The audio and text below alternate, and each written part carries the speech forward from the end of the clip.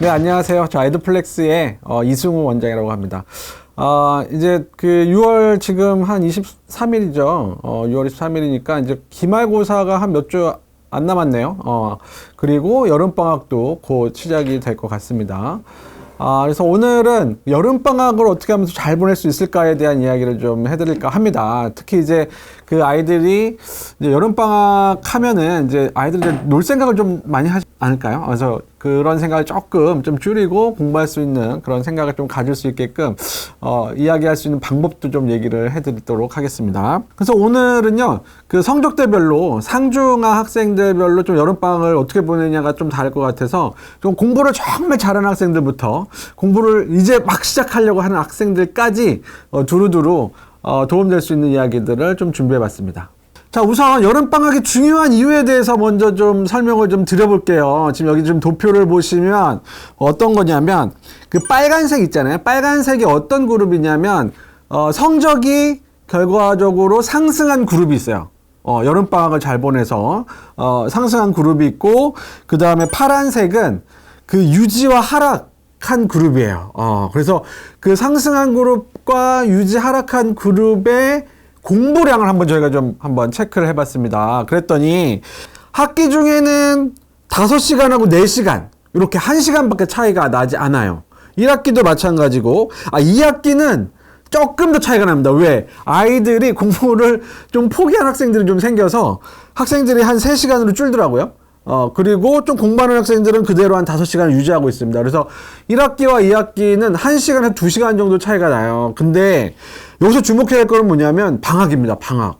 여름방학과 겨울방학을 보시면요, 여름방학에는 공부 좀 해서 성적이 상승한 학생들의 그룹은 한 12시간 정도, 평균 12시간 정도 했고요.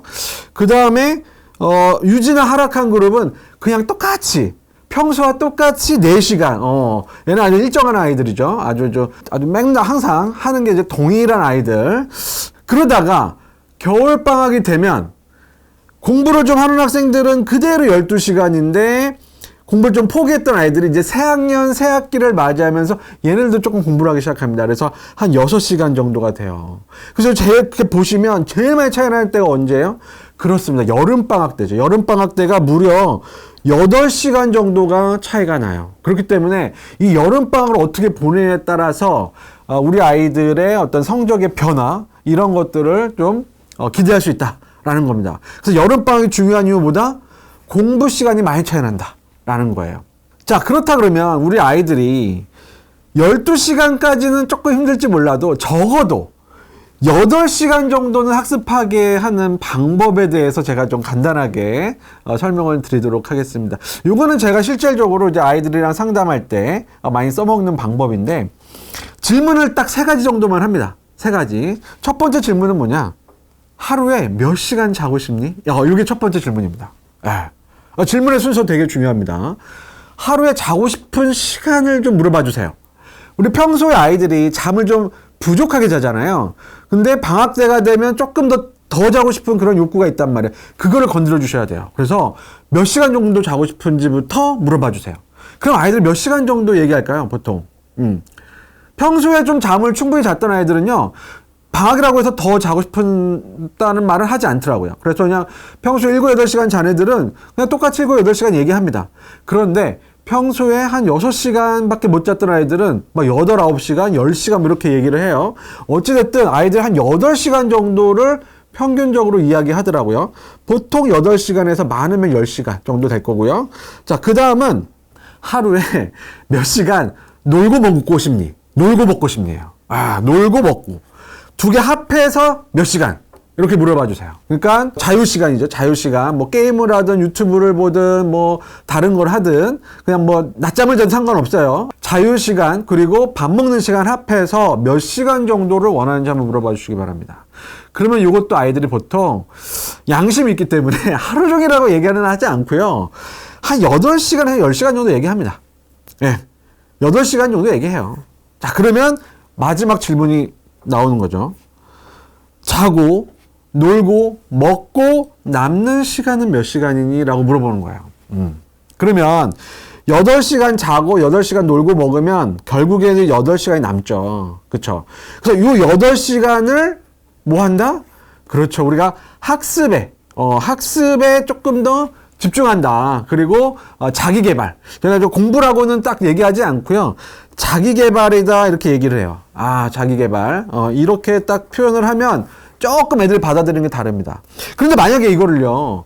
질문 순서를 거꾸로 해버리면요. 아이들 처음부터 삐집니다. 네. 그래서 대답을 안 해요. 너 방학 때 몇 시간 정도 공부할래? 이렇게 물어보시면 안 된다고요. 그러면 안 되고 처음부터 자는 시간, 놀고 먹는 시간을 잘 챙겨주시면 아이들 남는 시간 있습니다. 그 시간만큼 공부할 수 있게끔 해주시면 됩니다. 그래서 보통 제가 이거 이렇게 물어보면 고등학교 아이들은 보통 한 10시간 정도 나오고요. 중학교 아이들은 한 6에서 8시간 정도 나오더라고요. 초등학교 애들은 6시간 넘어가기 좀 힘들고요. 예. 이렇게 한 3번 정도만 물어봐 주시면 우리 아이들이 방학 때 공부하는 그 시간을 어느 정도 확보할 수 있다라는 겁니다. 네. 제가 아까 오늘 영상은 성적대별로 공부 잘하는 학생부터 조금 이렇게 공부를 이제 막 시작하려고 하는 학생들까지 두루두루 좀 학습하는 방법을 설명드린다고 했는데 그렇다 그러면 상중하의 기준은 뭐냐? 상중하의 기준은 뭐냐? 이거부터 좀 설명을 좀 드리도록 하겠습니다.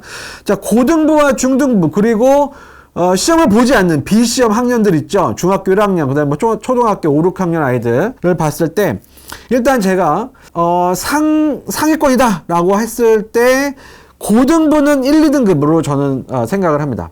1, 2등급. 그러니까 한 10% 내외죠. 학교에서 봤을 때 성적이 10% 내외인 학생을 상위권으로 보고요. 그 다음에 중위권은 한 3, 4등급 정도. 그러니까 상위 한 40% 정도까지를 이제 중위권이라고 보는 거예요. 딱 50으로 보진 않습니다. 그래서 한 30에서 40% 정도 중간에 오는 애들을 이제 중위권으로 보고요. 그 이하의 아이들 40등 밑으로는 이제 제가 하위권으로 보고 있습니다. 자, 이렇게 하면 이제 고등부 정도는 이제 아마 이해가 되실 거예요. 그렇지. 그래, 1, 2등급은 상위권. 그래. 3, 4등급 중위권. 5등급부터는 하위권. 이렇게 이제 부모님들도 그렇고 학생들도 아마 이해를 할 겁니다. 그런데 중요한 건 뭐냐면 중등부입니다. 중등부. 중등부 보시면 저는 상위권을 95점, 평균 95점 이상을 상위권으로 저는 보고 있습니다. 그렇다면 중위권은 몇 점이냐? 90점입니다. 이거 너무 짠 거 아니에요? 아닙니다. 너무 짜지 않습니다. 네. 그렇다면 하위권은 90점 미만인데 89점 맞은 애가 하위권이라고 할 수 있나요? 네. 할 수도 있습니다. 왜 그런지 제가 설명을 드릴게요. 지금 중학교 한 반이 보통 한 25명? 뭐 많으면 30명 이렇게 될 거예요. 근데 이 중에 평균 95점 넘는 아이들이 몇 명 정도 될까요? 몇 명 정도 될까요? 아마 반에서 한 2-3명 정도는 평균 95점이 넘을 거예요. 그러면 25명 중에 2.5명으로 쳐볼게요. 25명에 2.5명 몇 퍼센트죠? 10%입니다. 10%면 고등학교 가면 딱 2등급 정도 성적이 나오는 거예요. 그래서 95점까지는 제가 상위권으로 제가 보고요. 90점 이상이다. 우리 반에 90점 넘는 아이들을 찾아보면 꽤 됩니다. 생각보다 많아요. 한 7, 8명 될 거예요. 네. 뭐 적으면 6명. 6명에서 8명 정도 될 건데 그러면 이게 몇 퍼센트까지 가냐? 약 30에서 40%까지 갑니다. 그렇기 때문에 90점을 넘는 학생들도 저희가 중위권이라고 보는 거고요. 그 밑에는 하위권이라고 보는 거예요. 고등학교 가면요. 이 성적 그대로 갑니다. 그래서 부모님들 특히 중학교에서 고등학교 보낸 부모님들이 이런 고민들 많이 얘기해요. 아니 우리 애가 중학교 때는 평균 90점이 다 넘었는데 고등학교 갔더니 겨우 4등급 받아왔다. 이거 이상 있는 거 아니냐? 문제 있는 거 아니냐? 이렇게 말씀하시는데 아닙니다. 90 넘는 중학교 아이들이 고등학교 가면 보통 다 3, 4등급 받습니다. 그게 정상입니다. 네. 제가 방금 설명드렸잖아요. 반에서 90점 넘는 애들 그 정도 된다니까요. 가면은 그 정도 받는 게 당연한 거예요. 자, 그러면 비시험인 아이들, 시험을 보지 않는 아이들은 뭘로 그냥 측정하느냐? 저는 하루에 공부하는 자기조학습 시간으로 구분하도록 하겠습니다. 그래서 평소에 학원 가는 시간 말고요. 뭐 숙제하는 시간 이런 거 빼고요. 하루에 3시간 이상 공부하는 아이다. 그러면 이 아이는 어느 정도 공부 습관이 든 아이다. 중학교 1학년, 초등학교 1, 2학년 아이가 이 정도 한다? 괜찮은 아이예요. 순수한 공부 시간이. 그래서 저는 한 3시간 정도로 보고요. 그 다음에 한 2시간 정도 이상이면 중위권으로 보고, 그것도 안 되면 하위권으로 보겠습니다. 네. 이렇게 기준을 갖고 봐주시면 될 것 같아요.